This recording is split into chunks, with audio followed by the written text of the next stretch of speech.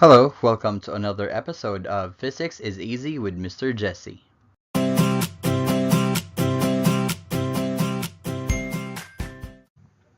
In this tutorial, I am going to discuss the second law of thermodynamics. So, we can make sense of the statement of the second law of thermodynamics. It is very essential that we must first understand how a heat engine works. To demonstrate the concept of the heat engine, we follow a piston steam engine through one cycle. A graphic representation of this process shows that there is a heat reservoir, in this case, the boiler. First, water inside the boiler absorbs thermal energy from a heater and is converted into steam. Some of this steam is injected into the cylinder at high pressure. The heat reservoir thereby supplies energy to do work. In the cylinder, the steam expands and does work on a piston attached to a flywheel. As the gas expands, it cools. The exit valve opens and the flywheel moves the piston back into the cylinder, forcing out the cooled steam. Work is now done on the gas by the piston, and the gas is expelled to a cold reservoir. The cycle repeats. The second law of thermodynamics may be expressed in two statements. The first statement is known as Kelvin Plank. It states that no heat engine operating in a cycle can absorb energy from a reservoir and use it entirely for the performance of an equal amount of work.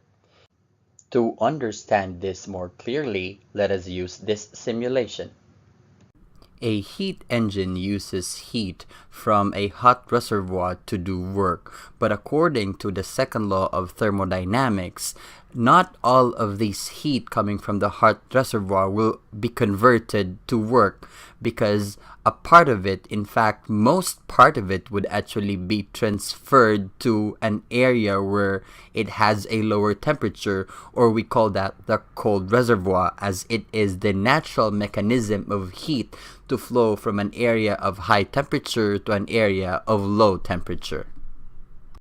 What does it mean then if an engine has a high efficiency? So in this case, the efficiency of our engine is 29%.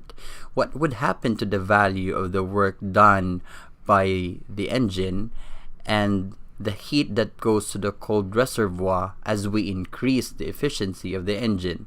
Notice the value. So as we increase the efficiency of the engine, the work of the engine increases, and the heat that goes to the cold reservoir actually decreases. So this means then if our engine has an efficiency of 100%, that means heat coming from the hot reservoir will be all converted to work that is done by the engine.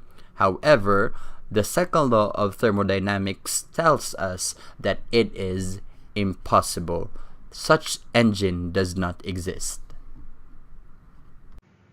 And that leads us then to the equations that express the second law of thermodynamics. We have heat engine efficiency is equal to work done by the engine divided by QH, or the heat absorbed at the high temperature reservoir.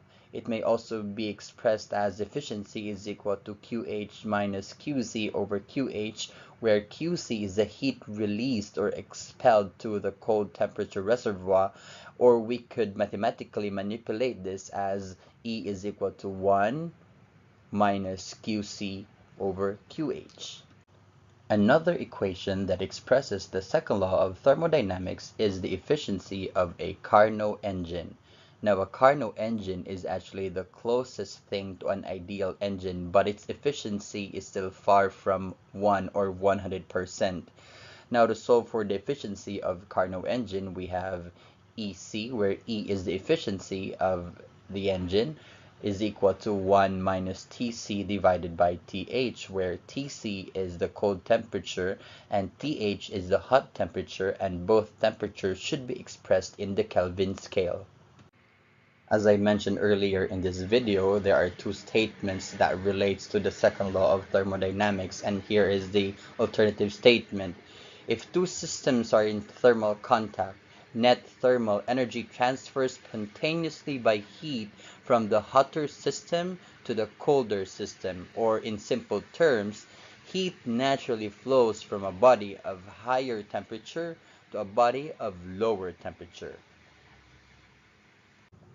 This simply means that if I have objects A and B where A is of a higher temperature compared to that of B, I will never ever expect that heat would flow from B to A without any external work done. Heat will never flow from B to A. It is against the law of thermodynamics. It is against the second law of thermodynamics.